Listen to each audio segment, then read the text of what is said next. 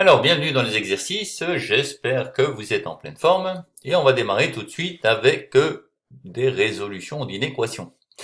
Donc, petit a, résoudre chacune des inéquations suivantes, 3x plus 1 positif, moins x plus 2 positif, et enfin, grâce à cela, déterminer l'ensemble de définitions des fonctions f et g, qui sont données par f de x est égal à ln de 3x plus 1, et g de x qui est égal à ln de moins x plus 2. Deuxièmement, on vous demandera de déterminer l'ensemble de définitions des fonctions suivantes.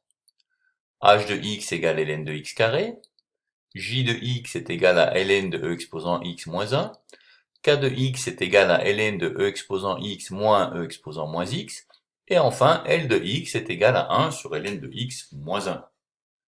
Voilà. Allez, au travail, c'est à vous. Ah, il n'y a plus de conseils ici, il faut y aller direct. Voilà la solution. Donc on demande de résoudre l'inéquation tout d'abord 3x plus 1 plus grand que 0. Donc il faut que 3x soit plus grand que moins 1, c'est-à-dire que x soit plus grand que moins 1 tiers. D'accord, je peux diviser par un nombre positif sans changer le sens de l'inégalité. Donc voilà. Pour celui-là, donc l'ensemble des solutions de cette équation, ce sera S est égal à tous les nombres supérieurs à moins 1 tiers que je peux pas prendre. Donc de moins 1 tiers à plus l'infini, et l'infini je peux jamais le prendre, puisque ce n'est pas un réel. Pour le petit deuxième, c'était moins x plus 2 qui doit être positif. Si moins x plus 2 doit être positif, cette fois-ci en faisant passer par exemple moins x à droite, et en lisant après le résultat de droite à gauche, ça va être x doit être plus petit que 2. Voilà. Et donc, ici, l'ensemble des solutions, ce seront tous les réels strictement en dessous de 2, donc c'est-à-dire de moins l'infini à 2, avec les crochets ouverts. Voilà les solutions des deux petites inéquations que vous nous avez données. Alors, petit b, alors, si maintenant on veut déterminer l'ensemble de définitions des fonctions f et g, eh bien on avait que f de x, c'est ln de 3x plus 1. Donc l'ensemble de définitions, puisque 3x plus 1 est en argument du ln, eh bien, il fallait que 3x plus 1 soit positif. Et donc c'est ce qu'on vient de déterminer ici au-dessus. Il faut que x soit plus grand que moins 1 tiers. Donc le domaine de définition de la fonction, c'est simplement moins 1 tiers plus l'infini. Ok. Pour la fonction g, eh bien la fonction g, on nous dit que c'est ln de moins x plus 2.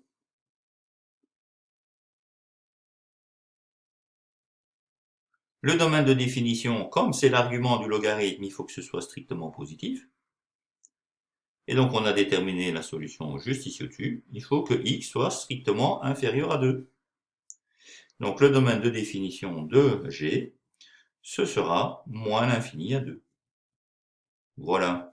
Et donc on voit ici directement ce qu'il faut faire. Donc pour déterminer les domaines de définition d'un logarithme, il faut que les arguments soient positifs. Donc il faut résoudre les inéquations qui avaient été faites là-bas en A.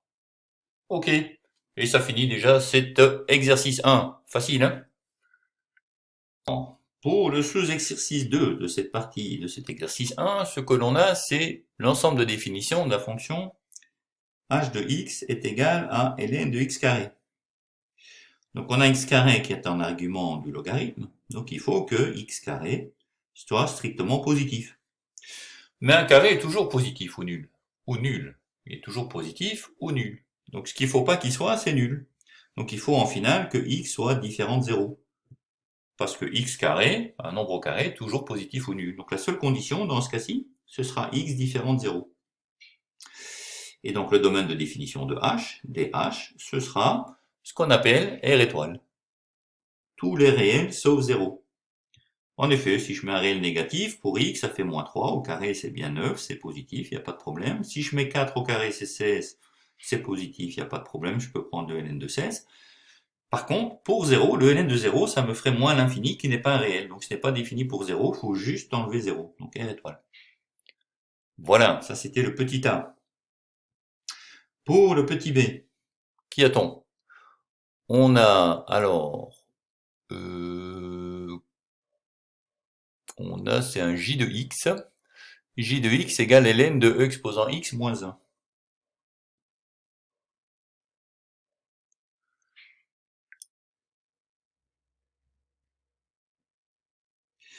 Donc, pareil, on a ici en argument du ln, on a e exposant x moins 1, donc il faut que ce soit positif. Pour que ce soit positif, il faut que e exposant x soit plus grand que 1. Mais 1, on sait qu'en termes d'exponentielle, c'est e exposant 0. Donc ce qui veut dire que si e exposant x doit être plus grand que e exposant 0, comme c'est une fonction strictement croissante, je peux écrire que x est plus grand que 0. Voilà. Et donc le domaine de la fonction j, ce seront tous les réels strictement positifs, donc de 0 à plus l'infini. Voilà pour j. Ce qu'on écrit aussi parfois, tous les réels positifs, sauf 0. Voilà, donc c'est R plus étoile. Certains professeurs aiment bien qu'on écrive ça, d'autres moins. Voilà, donc dans tous les cas, retenez aussi la définition en termes d'intervalle. Alors, le prochain, on va avoir k de x. Donc, k de x qui est égal à quoi? Qui est égal à ln de e exposant x moins e exposant moins x. Donc, l'argument du logarithme, c'est ça, qui doit être strictement positif. Donc, e exposant x moins exposant moins x doit être strictement positif. Ce qui veut dire que e exposant x doit être plus grand que e exposant moins x. Ce qui veut encore dire, puisque la fonction est croissante, que les images, si une image est plus grande que l'autre, ça veut dire que l'antécédent du premier était plus grand que l'antécédent du second. Ce qui veut encore dire, en repassant le moins x à gauche, que 2x doit être positif. Et donc, x, au final, doit être positif. Donc le domaine de la fonction k, dk, ce sera, pareil que le précédent, R plus étoile, l'ensemble des réels positifs, sauf 0. D'accord? Donc voici pour ici, voici pour J, et pour H, on avait ça. Alors, il nous en reste un petit, il nous reste le L. Alors, pour le L de X, qu'est-ce qu'on a? L de X est égal à 1 sur ln de X moins 1. Alors, domaine de définition de cette fonction. Attention, on a un dénominateur pour commencer. Donc, ln de x moins 1 doit être différent de 0. Ensuite, on a x en argument d'un ln, donc x doit être strictement positif. Donc, on a deux conditions ici. Donc, on a ln de x doit être différent de 1. Mais 1, c'est le ln de e. Donc, ln de x doit être différent du ln de e. Ce qui veut encore dire que x doit être différent de e. Et d'autre part, x plus grand que 0. Donc en finalité, le domaine de la fonction L, ce sera tous les réels positifs, au-dessus de 0, sauf E. Donc de 0 à E, que je peux pas prendre, union E, que je peux toujours pas prendre, jusque tout ce qui est au-dessus. Voilà. Et ceci termine toute cette série d'exercices donc. Alors à noter que ceci s'écrit aussi, tous les réels positifs sauf E, ça peut aussi s'écrire comme ceci. Tous les réels positifs sauf E. C'est une autre notation.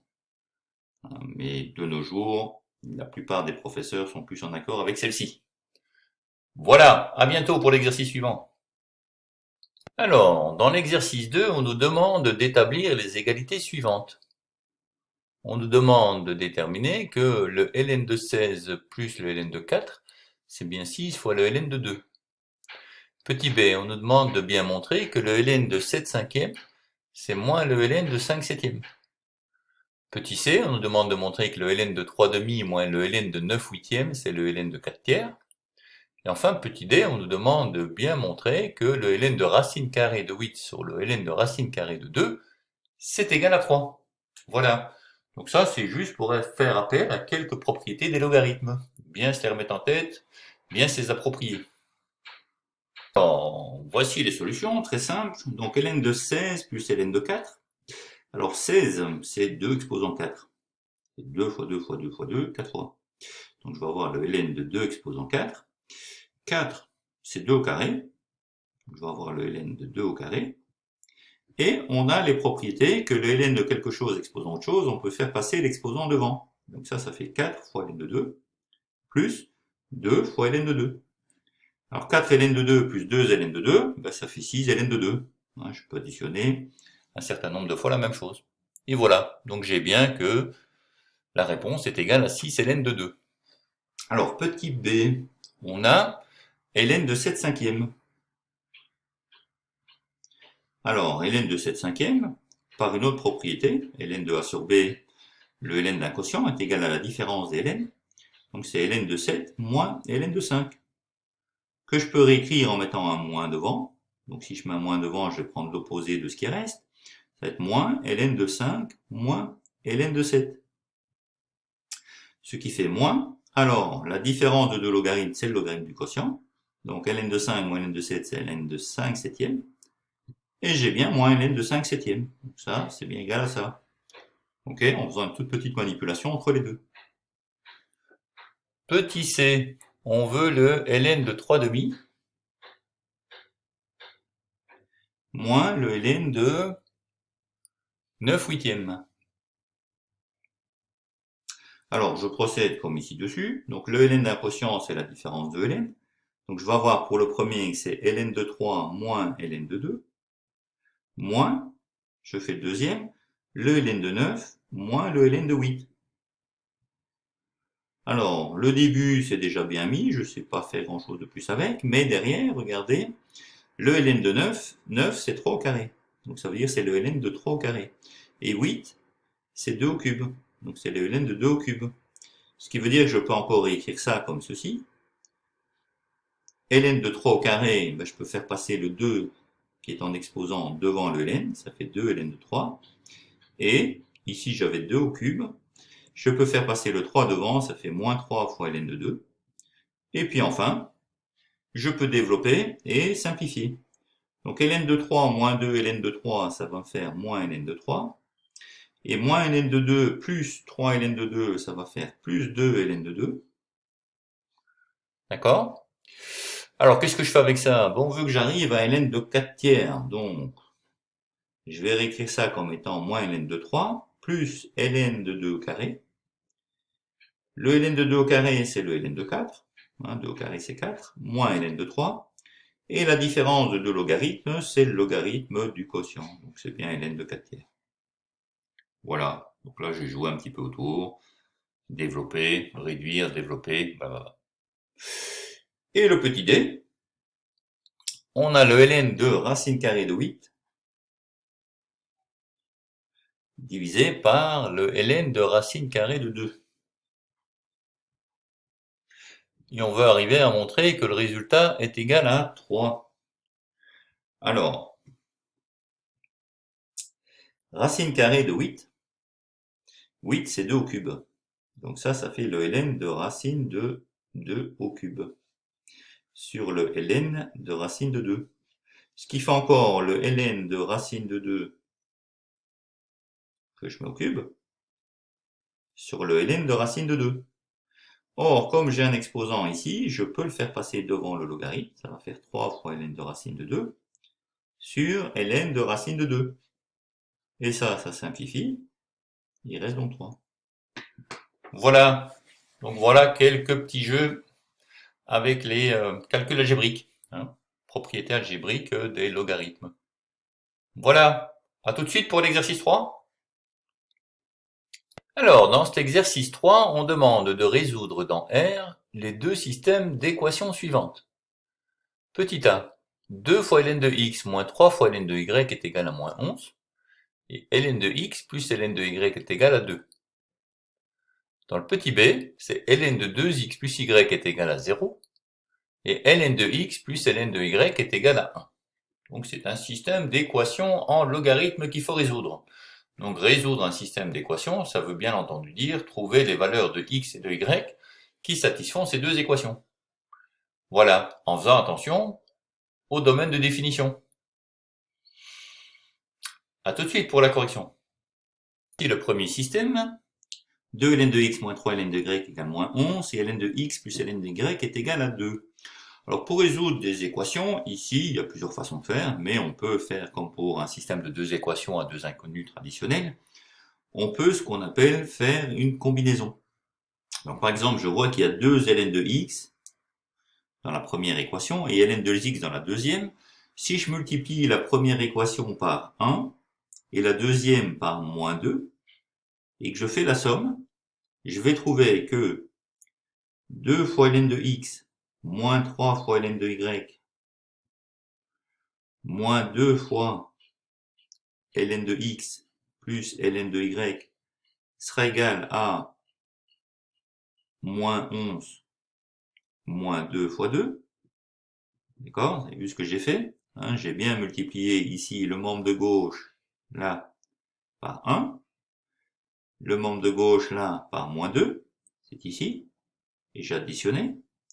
Et j'ai fait pareil ici. J'ai multiplié moins 11 par 1, 2 par moins 2, dans le membre de droite. D'accord?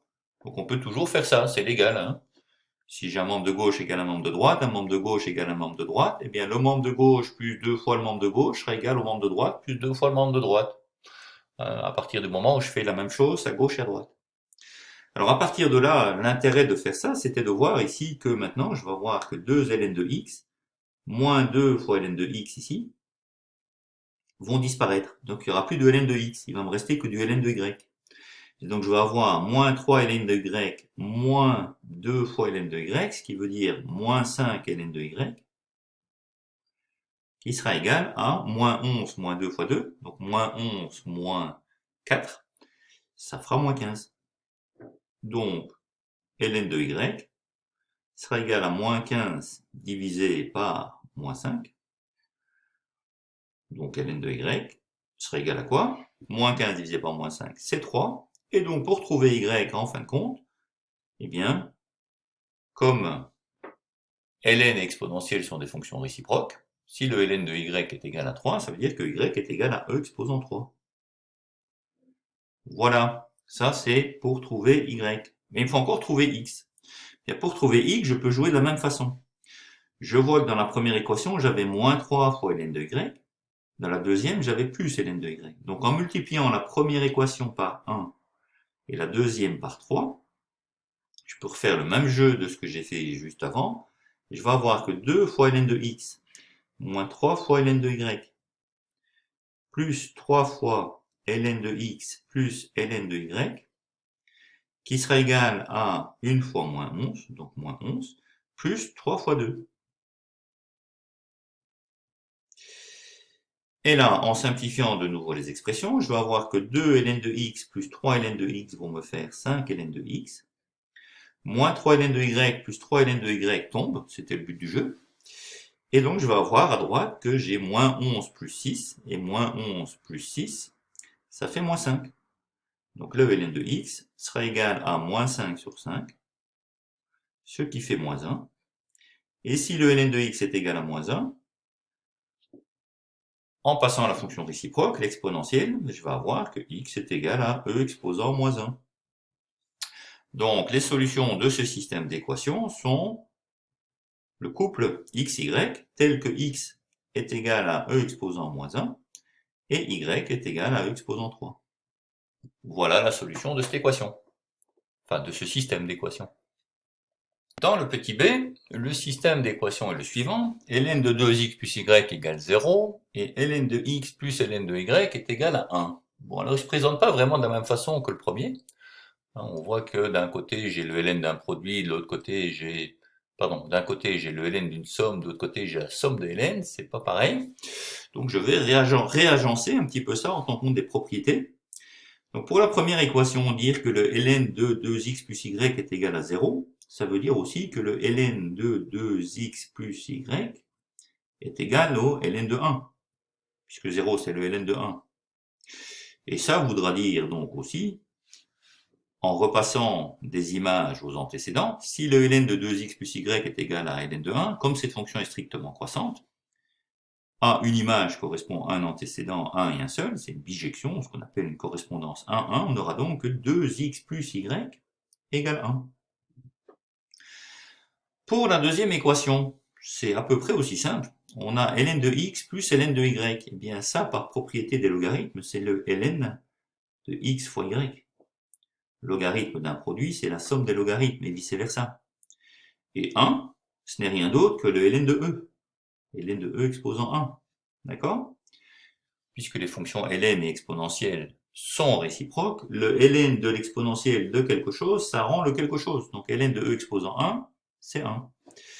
Ce qui veut dire que la deuxième équation pourra s'écrire encore, puisque j'ai un ln qui est égal à un ln, ça veut dire que les antécédents, de nouveau, puisque la fonction est une bijection, sera xy est égal à e. Voilà, donc finalement, je me ramène à ce système-ci, qui est un système très facile, comme on a l'habitude de faire. Il suffit de faire maintenant, pour le résoudre, il suffit de faire une substitution. Donc par exemple, on va prendre la deuxième équation et on va exprimer y en fonction de x. Ce sera y est égal à 1 e sur x. Et ce que je trouve là, je vais le réinjecter dans la première équation. Donc je vais avoir que 2x plus e sur x sera égal à 1. Voilà. Ce qui veut encore dire que à partir de la deuxième, puisque j'ai x en dénominateur, attention, je ne peux faire ça que si x est différent de 0. Je ne peux faire ça que si x est différent de 0, mais c'est implicite dans le domaine ici. Puisque le x est en argument du logarithme, ce x doit être strictement positif. Donc en particulier, il est différent de 0. D'accord ? Alors, pour moi, résoudre le fait que 2x plus e sur x est égal à 1, ce que je vais faire, c'est tout multiplier par x. Donc j'aurai 2x carré plus e est égal à x. Et pour la première équation, je ne la bouge pas pour l'instant.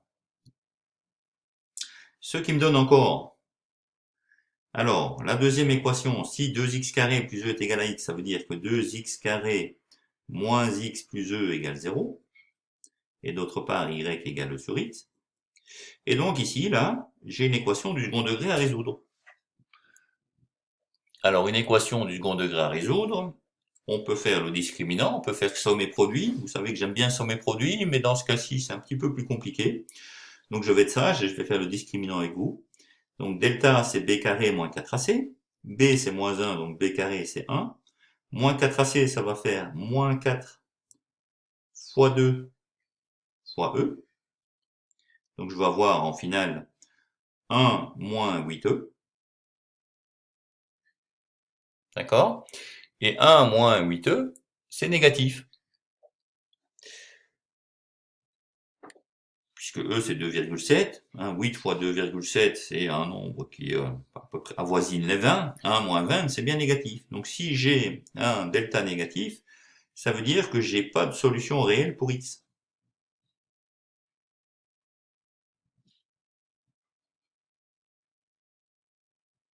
Et si j'ai pas de solution réelle pour x, eh bien y qui dépend de x, je vais pas le trouver non plus. D'accord? Donc le discriminant étant strictement négatif, on en déduit que cette équation n'admet aucune solution, et donc en finale, le système n'admet aucune solution.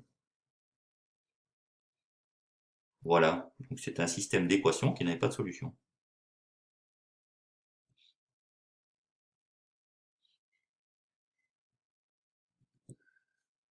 Et ceci termine cet exercice. Voilà, allez, on se voit pour le prochain dans quelques instants. À bientôt. Et nous voici à l'exercice 4 où on nous formule le problème suivant. Un récipient contient un gaz constitué de deux sortes de particules, 75% de particules A et 25% de particules B. Les particules A sont radioactives et se transforment spontanément en particules B.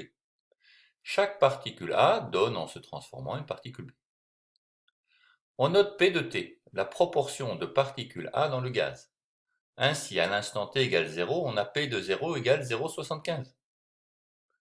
Plus généralement, si t est exprimé en années, on n'aura que P de t, c'est 0,75 fois E exposant moins lambda t, où lambda est une constante réelle. La demi-vie des particules de type A est égale à 5730 ans. Calculer lambda, on prendra une valeur approchée décimale à 10-5 près par défaut. Deuxième question, au bout de combien d'années 10% des particules de type A se seront-elles transformées en particules de type B? Et enfin, petit 3, déterminer la valeur de t pour laquelle il y aura autant de particules A que de particules de type B. Et là, on arrondira à l'unité. Voilà. Et voilà un petit problème de logarithme, hein, comme fonction réciproque des exponentielles, qui sont toujours très fortement utilisés pour les calculs en radioactivité. Voilà. Donc, bon exercice. À bientôt pour la solution. On a la proportion au cours du temps en particules de type A qui est de 0,75 fois E exposant moins lambda t. Et on avait donc que P de 0 était égal à 0,75. Et ce que l'on nous dit aussi dans l'énoncé, c'est que la période de demi-vie des particules de type A est égale à 5730 ans. Donc, P de 5730 sera égal à P de 0 divisé par 2. Ce qui fera 0,375. Ok. Et donc, grâce à ça, on nous demande maintenant de déterminer ce que vaut lambda. Eh bien, ce que vaut lambda, puisque P de 5730, c'est 0,375, mais c'est aussi, d'après la loi qui est donnée plus haut, 0,75 fois E exposant moins lambda fois 5730, eh bien, il n'y a plus qu'à résoudre cette équation, c'est-à-dire égaler ici, ça, avec ça, les membres de droite entre eux. Ce qui veut donc dire que 0,75 fois E exposant moins lambda fois 5730 sera égal à 0,375, ou encore que E exposant moins lambda fois 5730 sera égal à 0,375 divisé par 0,75, ce qui fait un demi. Voilà, pour moi résoudre cette équation, il faut que je prenne le logarithme du membre de gauche et du membre de droite. Donc je vais écrire que je prends le logarithme de E exposant moins lambda fois 5730 est égal au logarithme de 1,5. Voilà. Alors, le logarithme d'une exponentielle, on sait que ce sont les fonctions réciproques, donc ça va me redonner l'exposant qu'il y a ici. Donc je vais avoir moins lambda fois 5730 sera égal au ln de 1,5, mais le ln de 1,5, on sait par les propriétés des logarithmes que c'est moins ln de 2. Voilà. Donc, lambda sera égal à moins ln de 2 divisé par moins 5730, ce qui fait au final ln de 2 sur 5730. Le moins divisé par moins étant égal à un plus. Et donc ça, lorsqu'on arrondit à la 5e décimale, vous pouvez prendre votre machine à calculer pour le faire, vous allez voir que ça nous fait 12 fois 10 moins 5. Voilà, et ça termine ce petit 1 pour le moment. Alors, pour cette question 2, on nous demande au bout de combien d'années 10% des particules seront-elles transformées en particules de type B. Donc des particules A se transforment en particules de type B. Donc si 10% se transforment, ça veut dire qu'à l'instant t qu'on cherche, P de t sera égal à ce qu'il y avait au départ, c'est-à-dire 0,75, moins 10% de ce 0,75. Alors, 10% de 0,75, c'est 0,075, et 0,75 moins ça nous fait 0,675. Voilà. Et P de t, comme on l'a écrit ici dessus, c'est 0,75 fois E exposant moins lambda t. Donc de nouveau ici, il va falloir trouver cette fois-ci le t, qui correspond à une égalité entre les deux membres de droite écrits là. C'est-à-dire, il faut que 0,75 fois E exposant moins lambda t soit égal à 0,675. Ce qui veut dire que E exposant moins lambda t devrait être égal à 0,675 sur 0,75, ce qui fait en fait 0,9, hein, ce qui est logique, hein, puisque ce sera le moment où on n'aura plus que 90% de ce qu'on avait initialement. Et donc, en prenant le logarithme des membres de gauche et de droite, on n'aura que moins lambda t sera égal au logarithme népérien de 0,9, qu'il nous faut maintenant résoudre. Donc on a moins lambda t est égal au ln de 0,9. Remarquons que le ln de 0,9 c'est un nombre plus petit que 0, hein, puisque x est plus petit que 1, ln de x est négatif. D'accord? Donc lorsque je vais obtenir t, qui sera égal à ln de 0,9 divisé par moins lambda, je diviserai bien un nombre négatif par un nombre négatif, et donc j'aurai un nombre d'années ici qui est positif. Ce qui fera donc ln de 0,9 divisé par moins lambda, et lambda nous avions déterminé qu'il valait 12 10 moins 5, donc avec le moins ça fait sur moins 12 10 exposant moins 5, ce qui nous donne, vous faites le petit calcul à la machine, 878. Voilà. Donc il faudra combien? Il faudra 878 ans pour réduire de 10% la quantité initiale. Alors pour le petit 3, on nous demande de déterminer la valeur de t pour laquelle il y aura autant de particules de type A que de particules de type B. Et donc la proportion là, P de t sera égale à 0,5 puisqu'il y a autant des deux. Donc la proportion en particules A, c'est de 0,5. Ce qui veut dire que la loi P de t, c'était 0,75 fois exposant moins lambda t, sera égal à 0,5. Donc, E exposant moins lambda t sera égal à 0,5 divisé par 0,75, ce qui fait un demi divisé par 3 quarts. Et un demi divisé par 3 quarts, ça nous fait combien ça? Ça nous fait 2 tiers. Voilà, je vous fais pas l'injure de vous le démontrer. Et donc, en prenant le logarithme de part et d'autre, je vais avoir que moins lambda t sera égal au logarithme népérien de 2 tiers. Et donc, le temps que je cherche sera égal au ln de 2 tiers divisé par moins lambda. De nouveau, le ln de 2 tiers, comme x égale 2 tiers est plus petit que 1, le ln de x sera négatif, et donc j'ai un nombre négatif divisé par un nombre négatif, ce qui me donnera bien un temps en année qui est positif. Qui est égal à combien? Mais qui est égal à ln de 2 tiers sur moins 12 fois 10 exposant moins 5. Et si vous faites ça à la machine et que j'arrondis à l'unité, ça nous fera 3379 ans.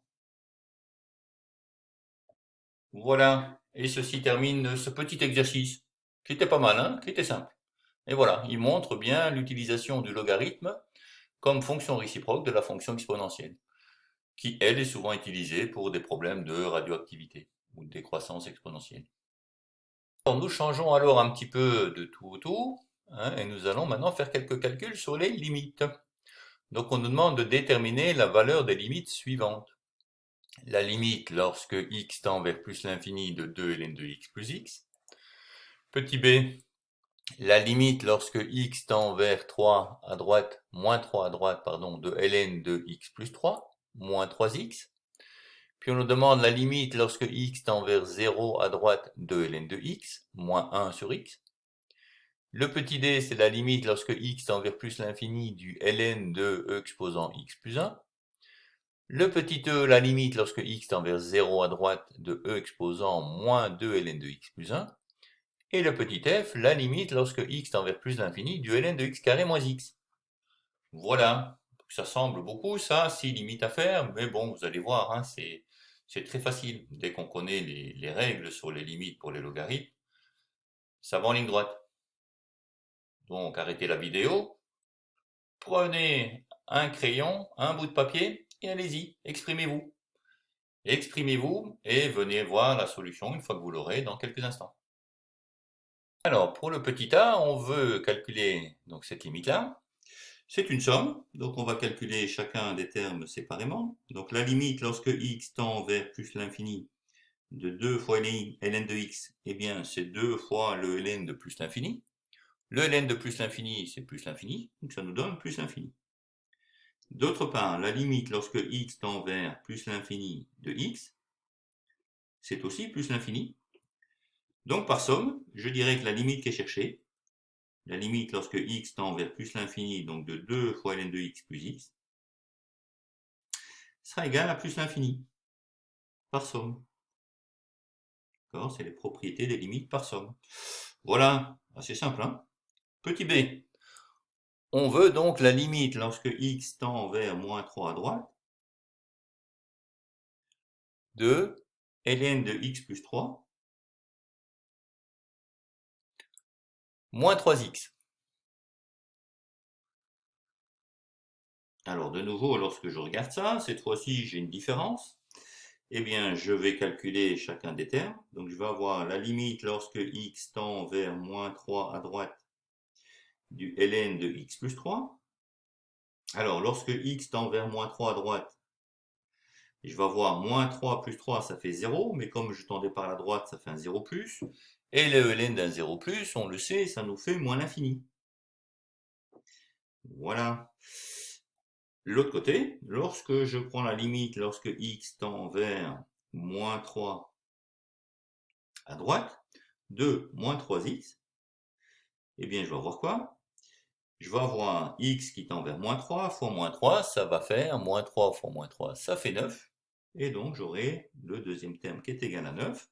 Et donc par somme, qu'est-ce que je vais avoir? Je vais avoir moins l'infini plus 9, qui est bien égal à moins l'infini. Donc par somme, la limite lorsque x tend vers moins 3 à droite du ln de x plus 3 moins 3x sera égale à moins l'infini. Voilà. Alors, le petit c, le petit c, il se fait de la même façon. Hein, la limite lorsque x tend vers 0 à droite de, alors, de qui? De ln de x moins 1 sur x. Zoup. Qu'est-ce qui se passe dans ce cas-ci? Alors, il se passe que si je regarde le terme de gauche, la limite lorsque x tend vers 0 à droite de ln de x, eh bien, ça fait le ln de 0 à droite, c'est moins l'infini. Lorsque je regarde ce qui se passe à gauche, enfin sur le terme de droite maintenant, donc 0 plus de moins 1 sur x, ce que j'obtiens, c'est moins 1 sur 0 à droite. Alors, 1 sur 0 à droite, c'est plus l'infini, mais comme il y a moins 1, ça va me faire moins l'infini. Et donc, par somme, j'aurai donc la limite lorsque x tend vers 0 à droite de ln de x moins 1 sur x, eh bien ce sera moins l'infini plus moins l'infini. Et quant à moins l'infini, qui est un nombre infiniment grand négatif, j'ajoute un nombre infiniment grand négatif, ben j'ai toujours un nombre infiniment grand négatif. Donc ça fait moins l'infini. Par somme. Voilà, voilà. Alors, passons à la petite 8. Donc dans ce petit dé, on veut la limite lorsque x tend vers plus l'infini de ln de e exposant x plus 1. Donc là, j'ai une composition de fonctions. Je fais d'abord e exposant x plus 1, et puis je prends le logarithme de cette fonction. Donc voyons ce qui se passe tout d'abord pour la fonction de départ. Donc la limite lorsque x tend vers plus l'infini de e exposant x plus 1, bien ça, d'après les règles sur la fonction exponentielle, on sait que l'exponentielle de l'infini, c'est l'infini, qui va beaucoup plus vite d'ailleurs, plus 1, ça reste plus l'infini. Donc ça, c'est déjà une chose. Et puis je sais aussi que la limite lorsque x tend vers plus l'infini, qui est ce sur quoi on va, hein, du ln de x, c'est également plus l'infini. Donc, par composition des limites,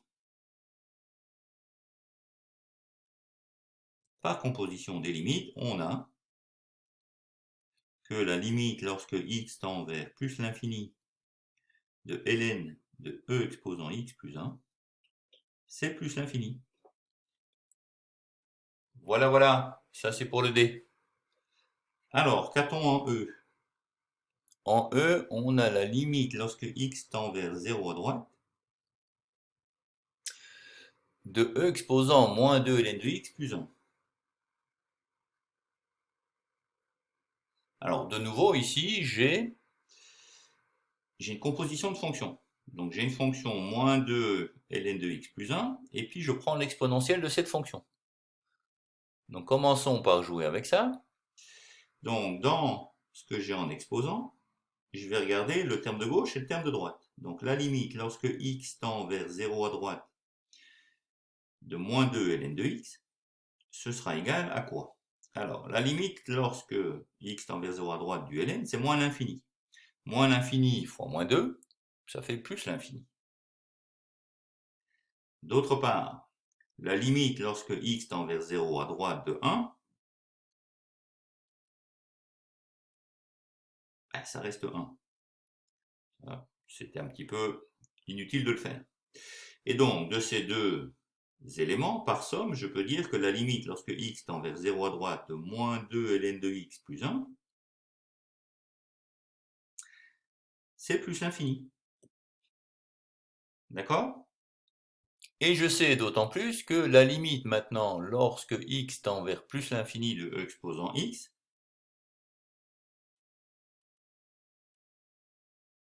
c'est plus l'infini. D'accord? Donc je viens de déterminer que lorsque x tend vers 0 plus, ceci finalement tend vers l'infini. Donc prendre la limite lorsque x tend vers 0 plus de e exposant moins 2 ln de x plus 1, ça revient à dire que je prends la limite lorsque x tend vers plus l'infini, de e exposant x, qui vaut plus l'infini. Et donc par composition des limites, on aura donc que la limite lorsque x tend vers plus l'infini de e exposant moins 2 ln de x plus 1 sera égale à plus l'infini. Voilà. Alors, passons alors avec ça au petit f. Le petit f, on veut la limite lorsque x tend vers plus l'infini du ln de x carré moins x. Alors, remarquons ici que le x carré moins x que l'on a dans l'argument du ln, c'est x fois x moins 1 déjà. Et donc, avec ça, je peux simplifier ma fonction. Ça veut dire que je peux écrire ici cette limite comme étant celle de x tend vers plus l'infini du ln de x fois x moins 1, ce qui fait encore la limite lorsque x tend vers plus l'infini. Alors le logarithme d'un produit, c'est la somme des logarithmes. Donc je vais avoir du logarithme de x, d'accord, plus le logarithme de x moins 1.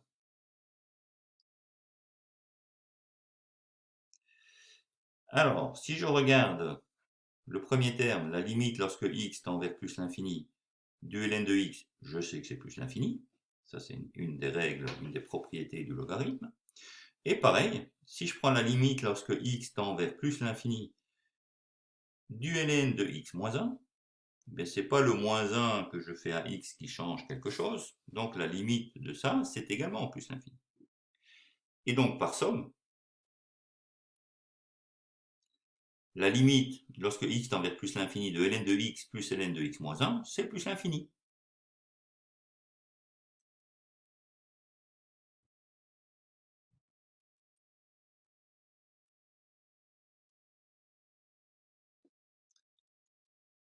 Et comme ça était juste une autre façon d'écrire la limite du dessus, eh bien j'ai bien que la limite du dessus, qui était x tend vers plus l'infini du ln de x carré moins x, est égale à plus l'infini.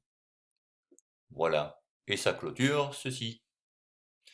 J'espère que c'est clair pour vous. D'accord? Et puis je vous attends alors pour le prochain exercice. À très bientôt. Voilà l'exercice 6. Donc, après les limites, nous passons aux dérivées. Il faut donc déterminer l'expression de la fonction dérivée de chacune des fonctions suivantes. Petit a, f de x est égal à x fois ln de x. Petit b, g de x est égal à ln de x plus 1 sur x carré plus 1. Petit c, h de x est égal au logarithme népérien de racine de 1 moins x. Et petit d, j de x est égal au ln de e exposant x moins 1. Voilà, donc 4 fonctions, 4 dérivées à effectuer. Bon courage et à tout de suite pour la correction. Arrêtez la vidéo, faites-les. Alors, quelle est la dérivée de la fonction f de x est égale à x ln de x? Eh bien, on voit en fait que f de x est le produit de deux fonctions, u fois v. Donc, la dérivée va être égale à la dérivée d'un produit. Alors, la dérivée de u fois v, c'est u'v plus uv'. Si u est égal à x, je sais que la dérivée u' est égale à 1. Et si v est égal à ln de x, je sais que la dérivée de la fonction logarithme, c'est 1 sur x. Donc ma fonction dérivée s'écrira comme Alors, U' fois V, donc 1 fois ln de x, ce qui fait ln de x, plus U fois V', donc c'est-à-dire x fois 1 sur x. X fois 1 sur x, que je simplifie, ça fait 1. Donc ça fait 1 plus ln de x. Et voilà pour cette première fonction. Bon, elle était très simple celle-là. Passons à la deuxième. G de x ici est donné comme étant égal à ln de x plus 1 sur x carré plus 1. Alors, je vois que j'ai cette fois-ci un quotient. J'ai u sur v pour la fonction. D'accord? Donc la dérivée de la fonction, puisque c'est une fonction quotient, ce sera u'v moins uv' sur v carré. Alors si u est égal à ln de x plus 1, je sais que sa dérivée u' sera égale à la dérivée du logarithme, c'est 1 sur x. La dérivée de 1, 0. Ok. Et si v est égal à x carré plus 1, je sais que sa dérivée, c'est égal à 2x. Donc la fonction dérivée sera égale à u'v, c'est égal à 1 sur x fois x carré plus 1, moins uv', c'est-à-dire ln de x plus 1 fois 2x, le tout divisé par x carré plus 1 au carré. Et alors ici, je vais faire une toute petite correction par rapport à ce que j'ai écrit, parce qu'on n'aime pas beaucoup écrire ça comme ça. On va se mettre juste en face de la barre. Voilà, donc ça fait ici g' de x est égal à ça. Ok, donc qu'est-ce que je fais avec ce résultat? Tel qu'il est là, hein, je ne fais pas grand-chose. Donc ce qu'il faudra que j'arrive à faire maintenant, c'est de distribuer, essayer de remettre ce qui peut aller ensemble et simplifier au maximum. Voilà. Alors, allons-y. Déjà, je vois au numérateur, j'ai un 1 sur x seulement sur le premier terme. Si je veux mettre que ce soit bien mis pour tout le monde, ben je vais déjà mettre tout le monde sur le même dénominateur, au numérateur. Donc je vais mettre tout sur x. Ça va faire x carré plus 1, moins, alors si je mets sur x, j'avais le deuxième terme qui ne l'était pas, donc je vais devoir multiplier par x aussi. Donc ça va faire ln de x plus 1, non pas fois 2x, mais fois 2x carré, puisque je redivise ici par x. Le tout sur x carré plus 1 au carré. Alors, ça va me faire ici x carré plus 1, ln de x fois 2x carré, mais ça fait moins 2x carré ln de x. Et puis j'ai encore 1 fois 2x carré, mais avec le moins devant, qui va me faire moins 2x carré. Le tout sur x carré plus 1 au carré fois x, où j'ai mis le x d'ici. D'accord? Donc si j'ai divisé par x carré plus 1 au carré, c'est divisé par le produit des deux. Voilà. Et puis je n'ai plus qu'à mettre de l'ordre dans tout ça. Alors, ça va me faire quoi? Eh bien, x carré moins 2x carré. X carré moins 2x carré, ça me fait moins x carré. Donc j'ai moins x carré, moins 2x carré fois ln de x, plus 1, le tout divisé par x fois x carré plus 1 au carré. Et voici la fonction dérivée, que je ne sais pas vraiment simplifier plus. Alors, pour la fonction c, h de x est égal à ln de racine de 1 moins x. Remarquons ici, on a une fonction composée. On prend d'abord la racine carrée de 1 moins x, et puis on applique le logarithme dessus. Donc en général, ce qu'on va faire, c'est considérer ça, c'est-à-dire qu'on va se dire, tiens, on a la fonction u, qui est égale à racine carrée de 1 moins x. Donc, la dérivée de cette fonction, c'est 1 sur 2 fois la racine, fois la dérivée de la racine. Donc, fois la dérivée de 1 moins x, fois moins 1. Voilà ce que vaut u'. Alors, après, maintenant, pour dériver une fonction logarithme qui dépend elle-même d'une fonction, donc si je dois faire la dérivée du ln de u, la dérivée du logarithme, c'est l'inverse, c'est 1 sur u. Mais il ne faut pas oublier de dériver par u'. D'accord? Qui a été fait ici. Donc en fin de compte, on aura U' sur U. Donc pour la dérivée H' de x, ce à quoi ce sera égal, c'est U' de x sur U de x. Ce qui fera, eh bien, U', on l'a calculé là plus haut, c'est 1 fois moins 1, donc c'est moins 1 sur 2 fois la racine de 1 moins x. Le tout divisé par U de x, donc racine de 1 moins x. Ce qui nous fait, eh bien là, il faut mettre tout sur le même dénominateur. Donc si je fais moins 1 divisé par ça, divisé par deux dénominateurs successifs, c'est divisé par le produit de ces diviseurs. D'accord? Donc ça va faire moins 1 sur 2 fois la racine de 1 moins x fois la racine de 1 moins x. Et donc en fin de compte, ceci sera égal à moins 1 sur 2 fois, alors la racine carrée fois la racine carrée, ça fait 1 moins x. Donc moins 1 sur 2 fois 1 moins x, simplement. Voilà, donc ça termine ce petit c. Et il nous reste le d, qui nous dit que j de x est égal à quoi? Alors, j de x est égal au ln de e exposant x moins 1. Donc j'ai encore une fonction composée ici. J'ai encore une fonction composée où la première fonction, u, c'est e exposant x moins 1.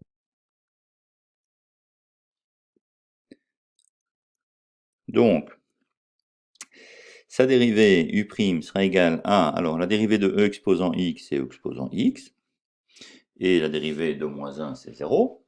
Donc j'aurai que la dérivée j' de x sera égale à, puisque c'est la dérivée du ln de u, ce sera 1 sur u fois u', donc u' de x sur u de x. Ce qui me fait, alors u', je viens de le calculer, c'est e exposant x.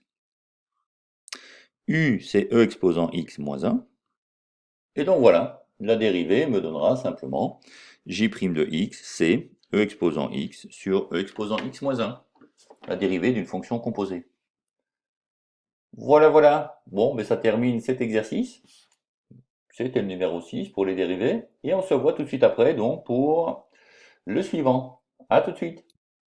Alors, dans cet exercice, on considère la fonction f définie sur 0 plus l'infini par f de x et x carré fois n de x. La courbe C, représentative de cette fonction dans le plan muni orthonormé. C'est ce qu'on aura. La courbe C va représenter cette fonction. Petit 1, A, déterminer la limite de f en plus l'infini.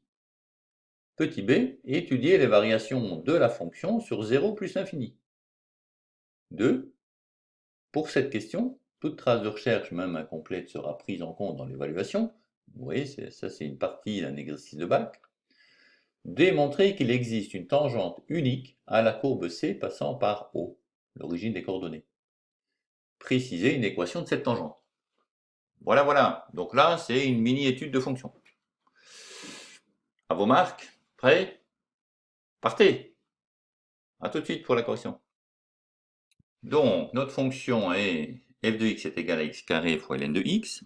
Et petit a, on nous demande de calculer la limite en plus l'infini. Donc, c'est la partie 1, petit a.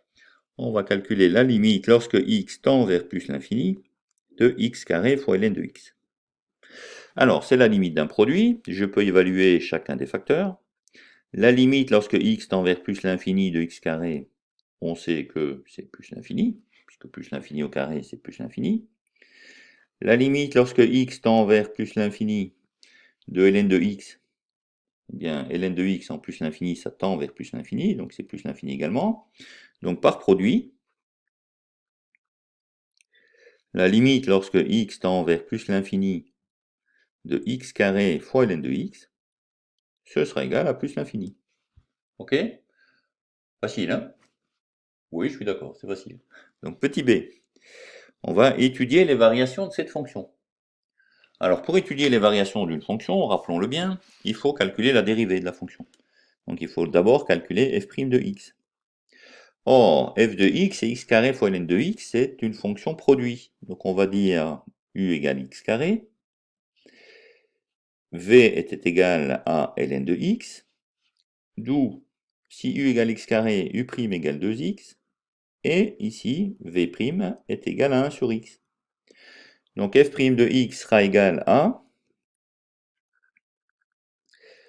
Alors, qu'est-ce que je vais avoir? u'v, c'est-à-dire à 2x fois ln de x, plus uv', c'est-à-dire x carré fois 1 sur x. Ceci est égal à, alors, 2x fois ln de x plus x, que je peux encore écrire en mettant un x en facteur, en évidence, x fois 1 plus 2 fois ln de x.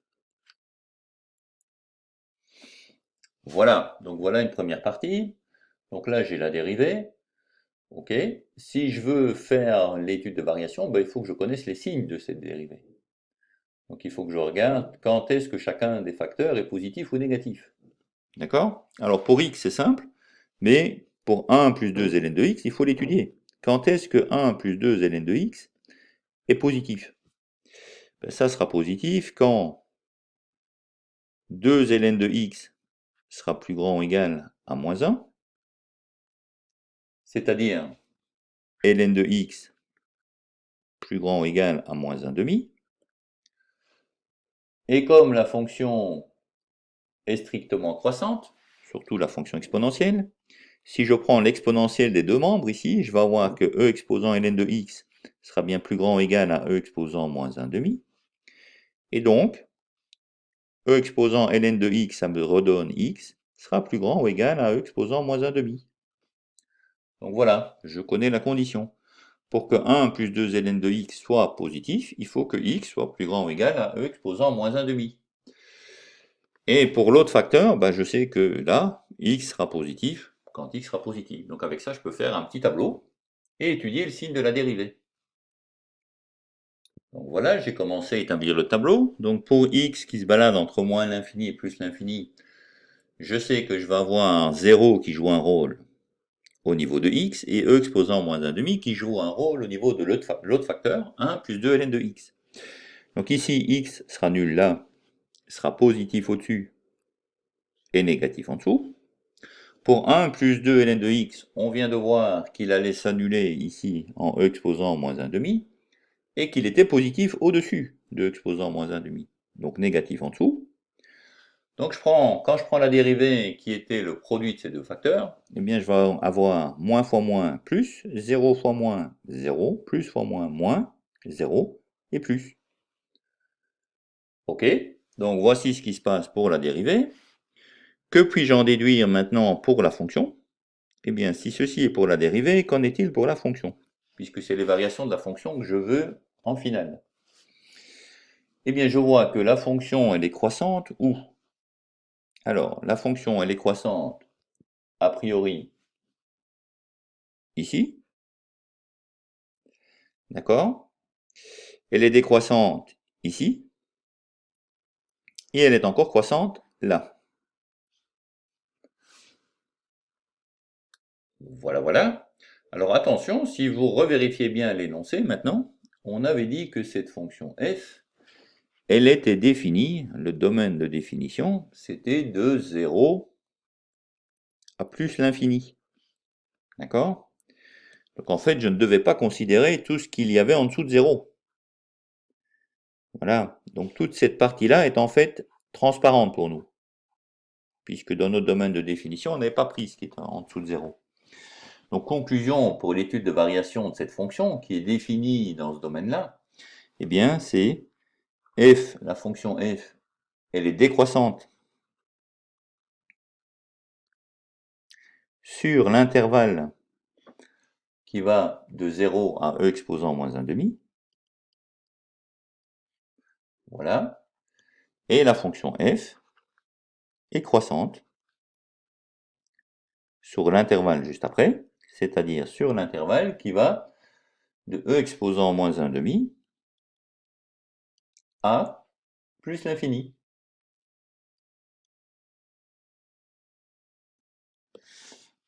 Ok. Et a priori, puisque j'ai un 0 dans la dérivée ici, entre un moins et un plus, ça voudra dire qu'en e exposant moins 1,5, j'ai un minimum de ma fonction. Voilà. Et donc, très souvent, dans une étude de variation, une étude de fonction complète, on vous demande les coordonnées de ce minimum. Bon, ici, on ne me l'a pas demandé, donc je ne le fais pas. Voilà. Alors, petit 2. Petit 2, on veut démontrer qu'il existe une tangente unique à la courbe C passant par O. Préciser une équation de cette tangente. Bon. Alors, comment est-ce qu'on fait ça?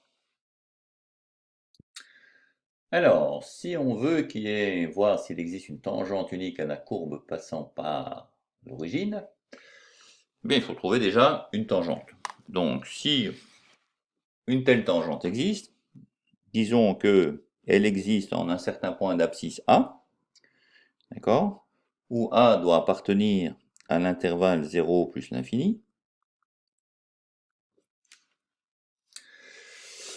Et l'équation de cette tangente alors sera la suivante, qui est l'équation d'une tangente à une courbe, comme on a vu depuis la première. Donc y sera égal à f' de A fois x moins A plus f de A.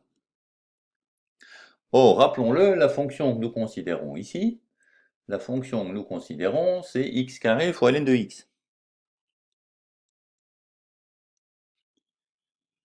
Et la dérivée que nous avons trouvée pour cette fonction, f' de x, vous vous souvenez, la dérivée était égale à x fois 2 ln de x plus 1.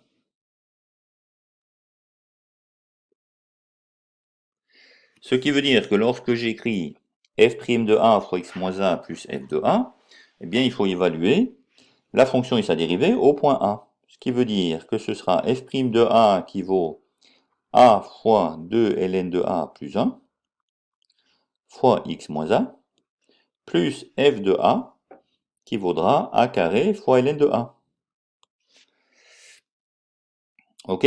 Donc attention, ici c'est bien x. Voilà. Alors, pour déduire l'équation de cette tangente, eh bien, je vais un petit peu distribuer tout ça. Donc je vais avoir tout ça fois x, ça va faire a fois 2 ln de a plus 1 fois x, moins a fois a, ça fait donc moins a carré fois 2 ln de a plus 1, plus a carré fois ln de a, qui était ici en bout de course. Ce qui me fait donc a fois 2 ln de a plus 1 fois x. Et alors je vais remettre ensemble un petit peu ce qui vient en bout là. Donc, moins a carré fois 2 ln de a plus a carré fois ln de a, ben, il n'y a plus qu'un moins a carré fois ln de a. Et moins a carré fois 1 dans cette parenthèse-ci, ça nous laisse un moins a carré. Autrement dit, l'équation de ma tangente, si elle existe, sera a fois 2 ln de a plus 1 fois x moins a carré, que je mets en évidence, fois 1 plus ln de a. Voilà, donc je réécris ici l'équation de cette tangente. Y est égal à a fois blablabla. Alors, on nous dit que cette tangente passe par l'origine et qu'il n'y en aurait qu'une seule. Alors, si elle passe par l'origine, hein, voyons déjà s'il y en a une, si elle passe par l'origine, ça veut dire que l'ordonnée à l'origine est égale à 0. Ça veut donc dire que moins a carré fois ln de a plus 1 doit être égal à 0. Or, un produit de facteurs est nul si un des facteurs est nul, c'est-à-dire on doit avoir moins a carré est égal à 0 qui entraîne que a est nul, ou on doit avoir que ln de a plus 1 est égal à 0, c'est-à-dire que ln de a est égal à moins 1, ou encore que e exposant ln de a est égal à e exposant moins 1, donc a est égal à e exposant moins 1. Alors, comme la fonction elle est définie sur l'intervalle, rappelez-vous, le domaine de définition nouveau, elle est définie sur l'intervalle 0 plus l'infini, où 0 est exclu, bien la seule possibilité qu'on aura, c'est donc que a soit égal à e exposant moins 1. Voilà. Et si c'est le cas, eh bien il faudra donc évaluer l'équation de la tangente, que je vous rappelle ici, y est égal à f' de a fois x moins a plus f de a, eh bien il faudra l'évaluer en a est égal à e exposant moins 1. Donc il faut calculer f de e exposant moins 1. Alors f de e exposant moins 1, si on reprend l'équation, ce sera e exposant moins 1 au carré fois ln de e exposant moins 1. Alors ln de e exposant moins 1, c'est moins 1, fois e exposant moins 1 au carré, exposant, exposant, on multiplie les exposants, donc ça fait moins e exposant moins 2. Et pour la deuxième évaluation à faire, c'est f' de e exposant moins 1. Alors d'après ce qu'on a trouvé pour la dérivée, ça va donc nous faire e exposant moins 1 fois 2 fois le logarithme népérien de e exposant moins 1 plus 1. Ce qui fait, alors le ln de e exposant moins 1, de nouveau, ça fait moins 1. Moins 1 fois 2, ça fait moins 2. Moins 2 plus 1, ça fait moins 1. Moins 1 fois exposant moins 1, ça fait moins e exposant moins 1. Voilà ce que j'ai. Et donc en remplaçant tout ça dans l'équation du dessus, avec a qui vaut exposant moins 1, on trouve que l'équation de la tangente, c'est f' de a, donc moins e exposant moins 1, fois x moins a, donc moins e exposant moins 1, plus f de a, donc moins e exposant moins 2. Voilà. Alors ça semble bien compliqué cette histoire. Eh bien voyons, on sait bien que puisqu'elle passe par l'origine, il ne peut pas y avoir d'ordonnée à l'origine. Donc on peut toujours ici distribuer maintenant, pour simplifier cette équation. Donc ça va me faire moins e exposant moins 1 fois x, plus, alors vous voyez, il y a un moins, fois le moins ici, ça va faire plus, e exposant moins 1 fois exposant moins 1, ça fait plus e exposant moins 2, moins le e exposant moins 2 qui est ici à la fin. Alors e exposant moins 2 moins e exposant moins 2, ça se simplifie, et il ne reste donc à la fin que l'équation de cette tangente, c'est moins e exposant moins 1 fois x. Voilà, qui est donc la seule tangente qu'on trouve, d'accord, qui est la seule tangente qu'on trouve à cette fonction qui passe par l'origine. Voilà. Donc c'était pas le plus simple du monde, mais c'était réalisable, hein, vous voyez. Et donc c'était une question type bac, hein, ça. Donc là, c'est le genre de choses qu'il faut pouvoir faire. Voilà, voilà. Alors, nous voici dans ce 8e exercice, et dans ce 8e exercice qui est aussi un exercice de type bac, on nous donne l'énoncé suivant. Donc, soit f, la fonction définie sur l'intervalle 0 plus l'infini, par f de x est égal à x fois e exposant x moins 1. 3 questions déjà sur cette part. Déterminer la limite de la fonction f en plus l'infini, et étudier le sens de variation de cette fonction. Petit b, démontrer que l'équation f de x égale 0 admet une unique solution alpha sur l'intervalle 0 plus l'infini, et déterminer une valeur approchée de cet alpha à 10-2 près. Petit c, déterminer le signe de f de x suivant les valeurs de x. Deuxième question. On note c, la courbe représentative de la fonction exponentielle, et gamma, celle de la fonction logarithme népérien dans le plan muni d'un repère orthonormé OIJ. Les courbes CF et gamma sont données ci-dessous. D'accord? Donc je vois clairement gamma ici et CF là. Soit x est un nombre réel strictement positif. On note M, le point de C d'abscisse x, et N, le point de gamma d'abscisse x. On rappelle que pour tout réel strictement positif, E exposant x est plus grand que ln de x.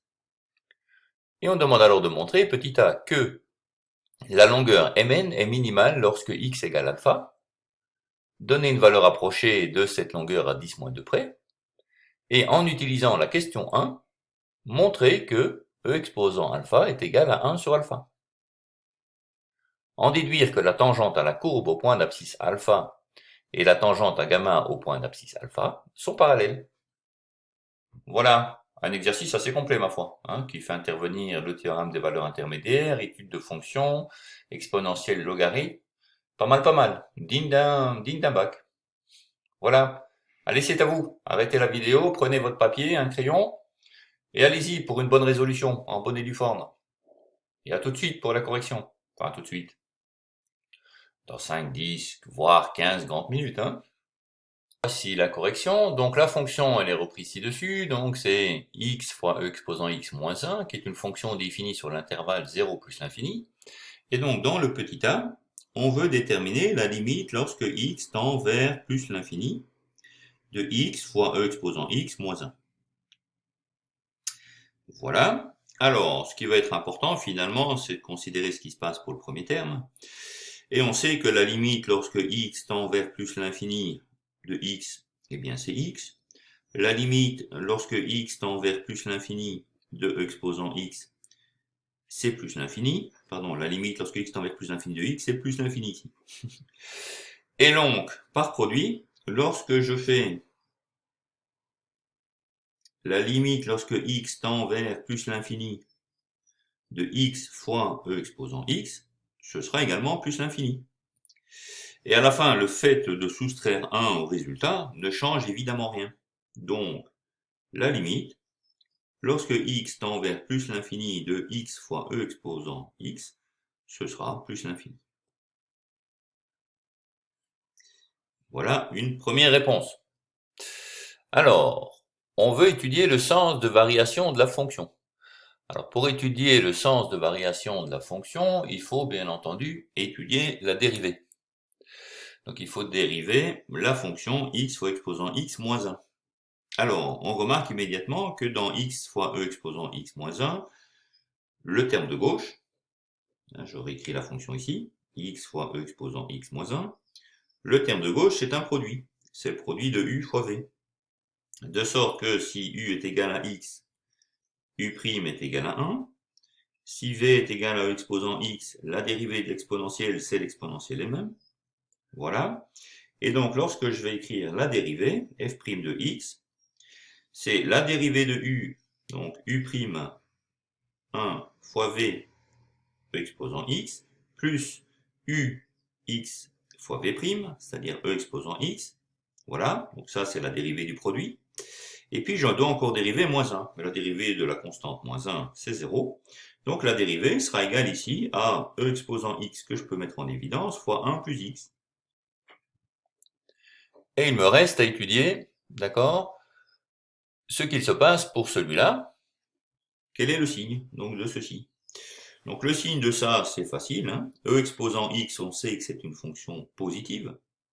Donc ceci, ça toujours strictement plus grand que 0. Et pour 1 plus x, tout dépend de la valeur que l'on va donner à x. D'accord? Donc, si on veut par exemple que 1 plus x soit positif, ça voudra dire que x doit être plus grand ou égal à moins 1. Vous êtes d'accord avec moi? Voilà. Mais on a vu ici dessus qu'on se plaçait dans l'intervalle ouvert 0 plus l'infini comme domaine de définition. Donc effectivement, d'office, x est plus grand ou égal à moins 1. Et donc 1 plus x sera strictement plus grand que 0. C'est-à-dire que si on a le produit de deux facteurs qui sont tous les deux plus grands que 0, eh bien le résultat, ce sera plus grand que 0. Voilà. Donc j'efface ces petites barres-ci. Un petit peu plus clair. Donc ça est plus grand que 0, ça est plus grand que 0. Et donc le produit des deux est plus grand que 0. C'est-à-dire que la fonction f de x, puisque la dérivée est toujours plus grande sur l'intervalle 0 plus l'infini, eh bien la fonction f de x est toujours croissante sur l'intervalle 0 plus l'infini qui est considéré. Voilà, hein, c'est clair? J'imagine, hein? Et ça nous finit le petit a. Alors, dans le petit b, on veut démontrer que l'équation f de x égale 0 admet une unique solution alpha sur l'intervalle 0 plus l'infini. Il faudra déterminer cette valeur approchée à 10-2 près. Bon, eh bien la fonction, on l'a vu, c'est celle-là. F de x est égal à x fois exposant x moins 1 sur l'intervalle 0 plus l'infini. Pour montrer qu'il y a une solution, f de x est égal à 0. On veut trouver f de x est égal à 0 pour alpha. Ça voudra dire quoi? Ben ça, c'est un corollaire du théorème des valeurs intermédiaires. D'accord? Pour montrer qu'il y a effectivement une solution à cette équation, il faut montrer en fait que on réalise les trois conditions suivantes. Tout d'abord, la fonction doit être monotone sur l'intervalle considéré. Deuxièmement, la fonction doit être continue. Alors le 1 et le 2, là, on peut l'intervertir, hein, c'est continu et monotone, dans tous les cas. Et enfin, pour que ce soit égal à 0, en étant continu et monotone, il faut que ça passe d'un signe à un autre. D'accord? Donc il faut regarder pour la fonction f de x, si sur l'intervalle 0 plus l'infini, je peux passer d'un négatif à un positif. Auquel cas, comme la fonction est continue et, comme on vient de le voir, strictement croissante, eh bien on devra passer par 0. Donc regardons ce qui se passe en 0 par exemple, qui est ici, d'accord, la borne inférieure du domaine de définition qu'on considère. Donc la limite lorsque x tend vers 0 de f de x, eh bien on remplace dans l'équation dessus, ça va faire 0 fois exposant 0 moins 1. Et 0 fois exposant 0 moins 1, ça nous fait quoi? Alors, exposant 0, ça fait 1 fois 0, ça fait 0, moins 1, donc voici. Donc en 0, la fonction sera négative. Et si je regarde, on l'a vu en plus l'infini, on l'a calculé là plus haut, la limite lorsque x tend vers plus l'infini de x fois e exposant x moins 1, c'était égal à plus l'infini. Donc, pour une fonction qui est strictement croissante, comme on vient de le voir, et continue, parce qu'elle est constituée du produit de somme de fonctions continues, on passe bien d'une valeur de la fonction qui est négative en 0 à positive en plus l'infini, et bien donc cette fonction, elle est obligée de passer par 0.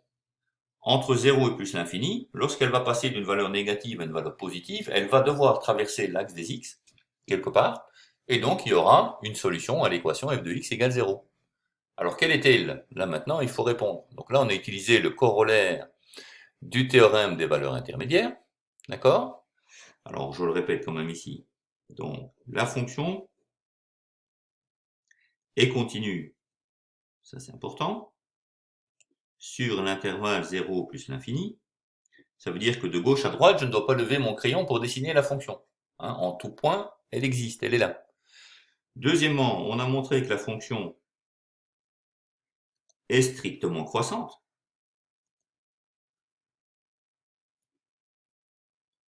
Sur 0 plus l'infini.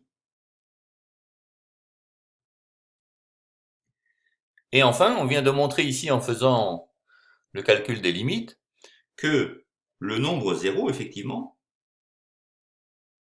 est compris entre les limites aux bornes de son ensemble de définition.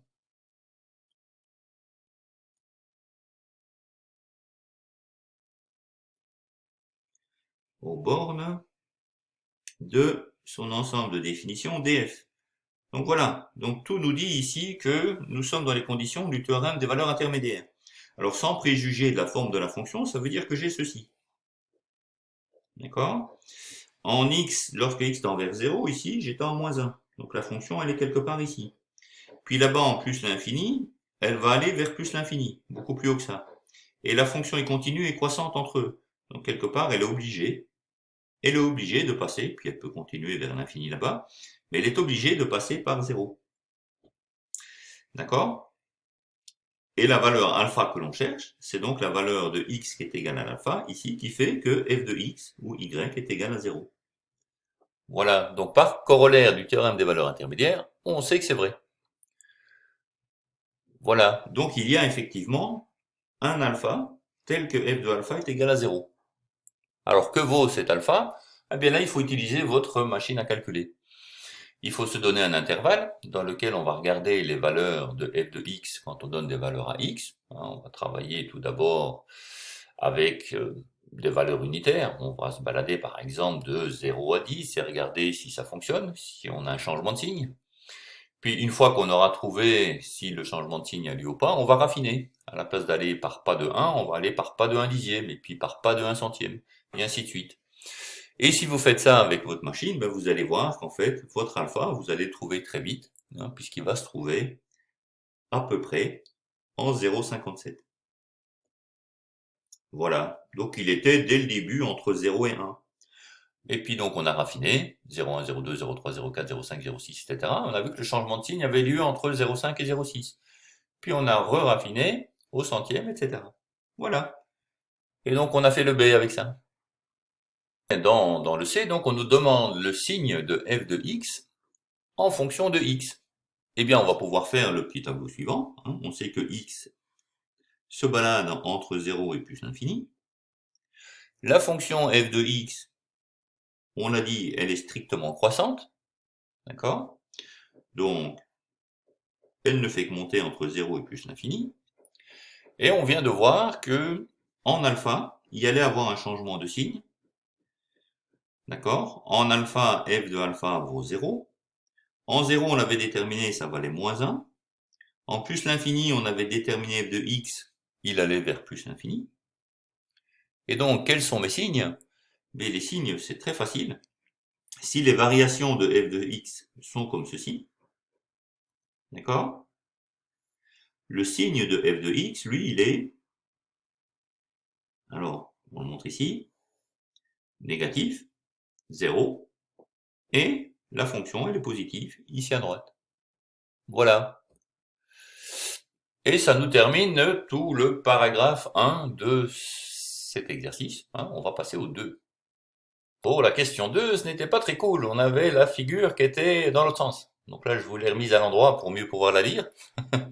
Donc on note C ici, la courbe représentative de la fonction exponentielle, et gamma, celle de la fonction logarithme népérien, dans le plan muni d'un repère OIJ. Voilà, les courbes sont donc là, sont bien représentées, et on se donne ici x, un nombre réel strictement positif. X, il est là. Et on note M, le point de C d'abscisse X. Donc on note M qui est là, le point de la courbe, donc le point de la fonction exponentielle qui a pour abscisse X. Et N, le point de gamma, qui a pour abscisse X également. Donc les deux points là, M et N, ont tous les deux pour abscisse X. Simplement un est sur la courbe de la fonction exponentielle et l'autre sur la courbe de la fonction logarithme, qui, rappelons-le, sont symétriques l'une de l'autre par la bisectrice principale du repère ici, Y égale X, par la droite qui passe là. Voilà. Alors on rappelle que pour tout réel strictement positif, e exposant x est plus grand que ln de x, c'est évident. La fonction exponentielle est bien toujours au-dessus de la fonction logarithme. Donc e exposant x est plus grand que ln de x. Donc jusque-là, on vous dit des choses que vous n'aviez pas vraiment besoin, c'était une évidence. Petit a, montrer que la longueur mn est maximale lorsque x égale alpha, et donner une valeur approchée de cette longueur à 10-2 près. Voilà la question. Eh bien, la réponse est très simple. Il nous faut calculer mn. Mais mn, m est sur l'exponentielle et n est sur le logarithme. Donc mn, c'est la distance qu'il y a pour un point d'abscisse x entre l'exponentielle, donc c'est exposant x, moins le ln de x. Voilà, très simplement. Donc si je note g, la fonction qui est définie par g de x est égal à e exposant x moins ln de x, eh bien, cette fonction, je sais qu'elle admet pour dérivée, je peux la calculer. La dérivée d'une exponentielle, c'est e exposant x. La dérivée d'un logarithme, c'est 1 sur x. Donc voilà la fonction exponentielle. La dérivée, pardon, de cette fonction. Et donc là, puisque j'ai tout sur x, je peux encore mettre sur le même dénominateur. Donc c'est x fois exposant x moins 1 sur x. Ce qui me fait encore f de x sur x. Avec f de x qui était la fonction qu'on avait vue dans le paragraphe précédent. Ainsi, sur l'intervalle 0 plus l'infini, le dénominateur est positif. D'accord? Puisque la fonction f de x était définie sur 0 plus l'infini, eh bien on sait que le dénominateur, il est positif, puisque x appartient à 0 plus l'infini, il est positif. Et donc, le tableau de signes de la fonction g', lui, va pouvoir s'écrire comme ceci.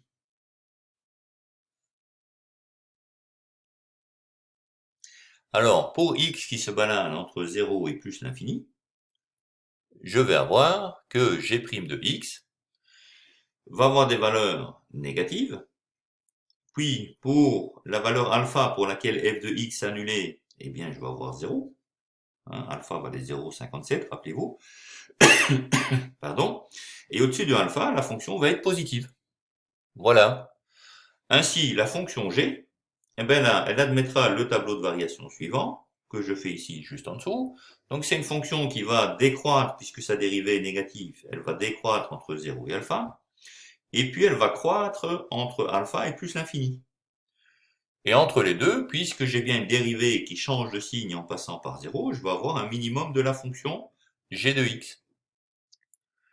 Et donc effectivement, pour moi déterminer le minimum de la fonction mn, c'est le minimum finalement de g de x, bien un minimum d'une fonction, ça correspond toujours à un zéro de sa dérivée. Donc le zéro de sa dérivée, ça va être ici, donc le minimum, et donc il faudra calculer la valeur que prend g de x en alpha. Donc il faut calculer g de alpha. Alors g de alpha, ce sera donc égal à f de alpha sur alpha. D'accord? Et si je calcule ça, je vais trouver que f de alpha, donc il faut remplacer ici alpha à la valeur 0,57 dans x fois e exposant x, donc e exposant 57 moins 1, divisé par 0,57. Et je vais obtenir donc une valeur qui est à peu près égale à 2,33. Donc le mn, qui est la distance minimale, sera égal à 2,33. Voilà, j'espère que c'est clair. Donc, pour déterminer le minimum, puisqu'on cherchait la distance minimum pour mn, eh bien, on a défini la fonction g de x, dont on a cherché le minimum.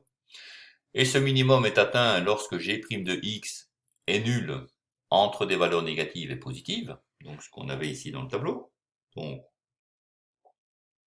en alpha.